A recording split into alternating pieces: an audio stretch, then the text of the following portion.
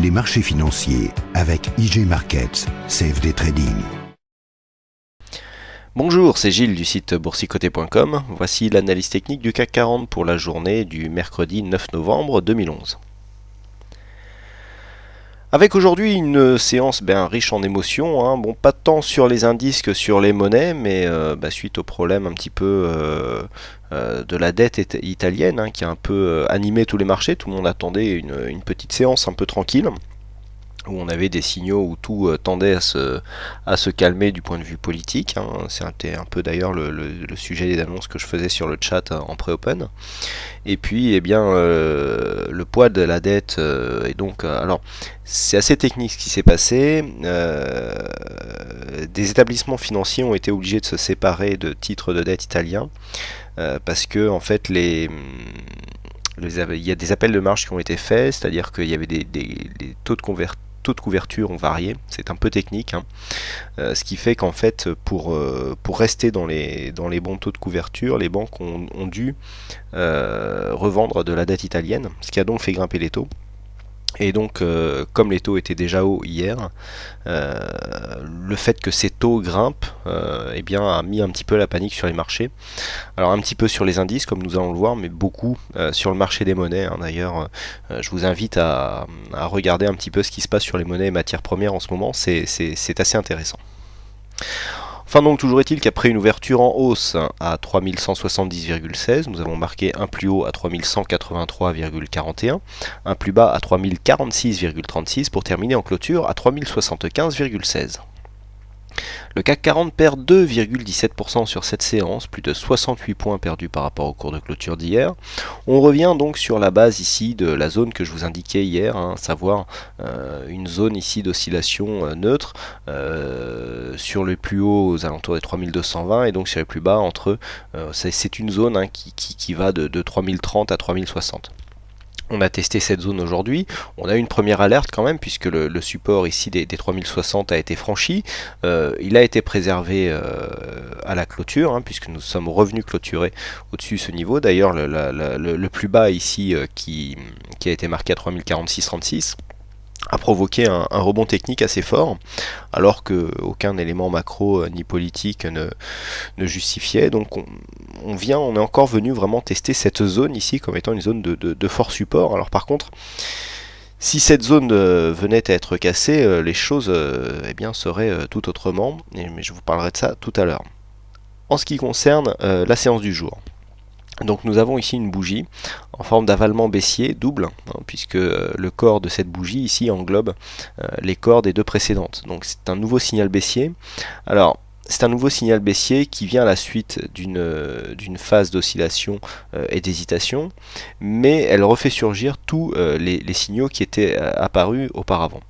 Alors, quels sont ces signaux? Nous avions eu, si on part ici de cette phase où nous étions montés et où nous étions descendus, suite au problème grec, vous voyez que là, nous avons toujours des gaps baissiers non comblés, dont ici une fenêtre baissière qui avait été comblée partiellement. Alors ici, on a vu une annulation du signal, sauf que cet avalement double ici, après donc consolidation, je vous avais dit, c'est souvent qu'un avalement double est souvent consolidé et puis ensuite il est confirmé. Nous n'avons toujours pas eu la confirmation, donc ce signal ici haussier est invalidé de fait puisqu'il n'a pas été suivi. Par contre, il nous reste tous les signaux baissiers qui s'étaient fait jour sur cette zone-là. Et puis, lorsque nous étions revenus ici sur cette zone, je vous avais dit que le fait de clôturer dans le gap ici, nous avions par rapport à ce gap ce que l'on appelle un gap Tazuki, qui est un signal de continuité. Donc, si on venait à casser, donc c'est là que je voulais en venir tout à l'heure, si on venait à casser cette zone, c'est-à-dire là on est sur une zone d'alerte entre 3060 et 3030, si on venait casser les 3030 ici qui correspondent au plus bas de la séance du 3 novembre, nous aurions une confirmation de tous ces signaux, à savoir des gaps non refermés qui nous indiquent qu'il y a une forte volonté baissière, puisque les acheteurs n'ont pas la force pour revenir chercher la fermeture du gap. Le gap Tazuki, ici avec une clôture à l'intérieur du gap, un gap partiellement comblé avec une rechute derrière, nous indique, donc le gap Tazuki est un signal de continuité, à savoir c'est un gap qui reste ouvert, on vient clôturer dedans, mais on repart dans l'autre sens. Vous voyez qu'ici, c'est le fait d'être revenu marquer un plus haut sur cette zone à l'intérieur du gap et de repartir à la baisse, alors que là, Vous voyez, nous sommes redescendus, nous avons marqué un petit rebond, et là nous sommes en train de redescendre. Ça veut dire que nous serions dans une phase de cassure. D'ailleurs, je vous ai indiqué la résistance baissière qui est en train de se former, puisque nous avons maintenant plusieurs points significatifs pour la tracer.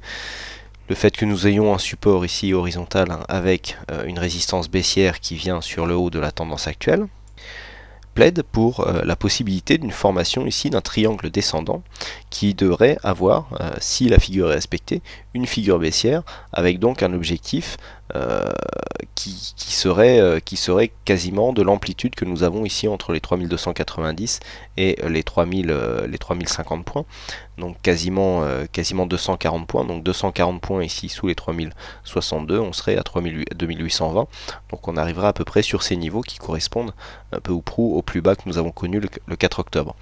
Donc vous voyez que ce support est très important parce que sa cassure validerait tous les signaux baissiers qui sont restés en suspens depuis ici les plus hauts que nous avions connus juste après juste après la forte hausse qui était apparue en fin de semaine, il y a 2 semaines. Et vous voyez que si on vient casser ici cette zone, eh bien tous ces signaux baissiers prendront leur sens, puisque là nous avons une accélération à la baisse, une phase de consolidation en triangle, donc là aussi signal de continuité avec un gap Tazuki. Donc si on casse ici, eh bien tous ces signaux baissiers seront confirmés, et donc on pourra avoir un objectif, donc comme je viens de vous le dire, à 2820.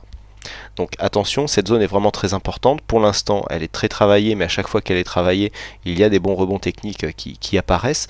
Je rappelle ici que nous avions eu cette phase en ouverture qui avait provoqué un fort rebond. Vous voyez que pour l'instant, dans l'état actuel des choses, à chaque fois que l'on vient sous cette zone, tant qu'il y a des rebonds significatifs qui se créent depuis cette zone, eh bien le support est bel et bien valide. Si nous venions à casser ce support d'une manière plus durable et surtout en clôture, et bien dans ce cas-là, on aurait des objectifs baissiers qui se mettraient en place et qui seraient certainement ralliés, puisque là nous avons quand même des forts mouvements. Alors au niveau des indicateurs, nous avons un stochastique qui commence à arriver en zone de survente, RSI qui est relativement neutre. Alors le MACD, lui, il est très hésitant, je vous en parlais hier, à l'inverse de la précédente période, la précédente tendance où nous avions des retournements relativement clairs. Là c'est vraiment l'hésitation. Depuis que nous sommes rentrés ici dans cette phase, vous voyez les marchés sont très chaotiques et très hésitants.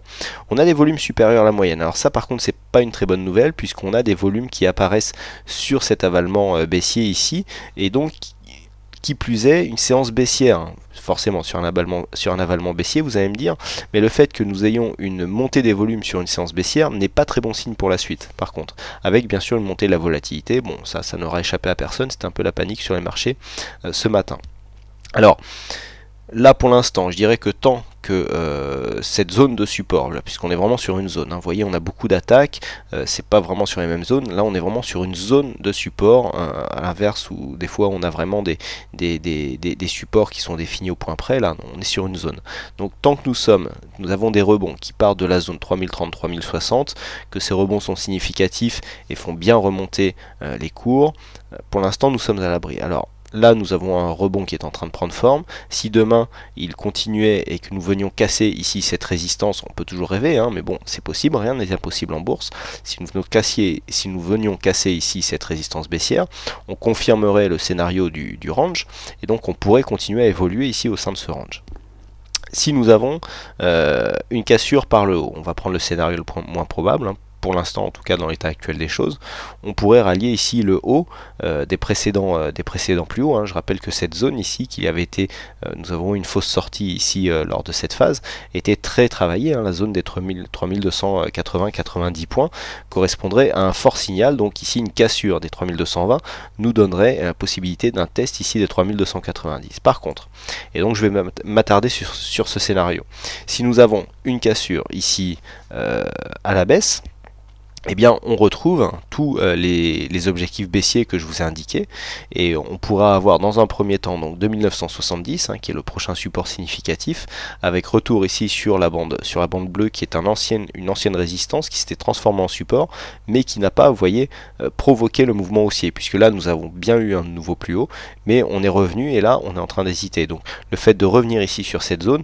marquerait quelque part invaliderait ici cette sortie, et on repasserait sur une tendance qui ne serait plus du tout haussière du point de vue moyen terme. Là ça peut paraître bizarre, mais pour l'instant, nous avons marqué des plus hauts, mais nous ne marquons pas des plus bas que les précédents. Donc on est toujours sur une phase, même si on est sorti de la dynamique, on est toujours sur une phase haussière. Mais on sent que cette phase haussière est fragile. Donc voilà. Prochaine cassure donc à la baisse, hein, objectif 1 2970, là c'est un objectif quasi immédiat. Je rappelle que plus un support a été travaillé, plus sa cassure provoque de dynamique, avec dans un second temps donc 2890 et donc 2820 à terme, hein, qui seraient les objectifs plus ou moins graphiques des principales figures que nous avons là. Maintenant, si on se place du point de vue macroéconomique, personnellement j'étais beaucoup plus sur le Forex ces derniers jours puisqu'il y avait beaucoup trop d'hésitation sur les indices et je trouvais le Forex plus intéressant. Pour avoir vécu une journée de forte chute, hein, sur le Forex, puisqu'on a perdu énormément de terrain sur l'euro-dollar, je peux vous dire que quand on voit que les indices ici, la perte, hein, je me rappelle, de 17%, franchement par rapport aux problèmes qui existent, on est quand même sur un potentiel, si la BCE n'aide pas, c'est un potentiel défaut italien qui interviendrait, et là je veux dire ça peut entraîner un risque systémique. Donc une baisse si contenue que ça par rapport aux problèmes. Alors, est-ce que c'est parce que les investisseurs pensent que la BCE ne va pas rester les bras croisés et va intervenir? Je pense qu'il y a beaucoup de ça. On sait très bien que la BCE ne peut pas laisser faire une chose pareille, mais c'est la seule chose qui peut expliquer que les bourses européennes, du point de vue des indices, n'est pas totalement craqué. Mais lorsque l'on voit ça par rapport à ce qui s'est passé, on sent que le support graphique ici est solide, parce que d'un point de vue purement fondamental, on aurait pu aller beaucoup plus bas. Donc voilà. Là ici ce support a l'air costaud, tant qu'il est préservé, on évite le pire. On attend ici une possible cassure ici, même une cassure qui n'était pas relayée, mais si on venait rejoindre ici les 3222, on se conforterait donc l'évolution dans un range et on éloignerait dans un premier temps le risque baissier. Mais pour ça, il faudrait déjà dans un premier temps casser ici la zone des 3160 points pour venir attaquer ici cette résistance baissière. Voilà donc pour cette analyse technique. Donc aujourd'hui c'est Ascar qui a gagné au jeu du fixing, donc bravo à toi Ascar. Et puis quant à moi, il ne me reste plus qu'à vous souhaiter à toutes et à tous une bonne soirée, bonne chance dans votre aide. Et je vous donne rendez-vous dès demain pour de... Les marchés financiers avec IG Markets, CFD Trading.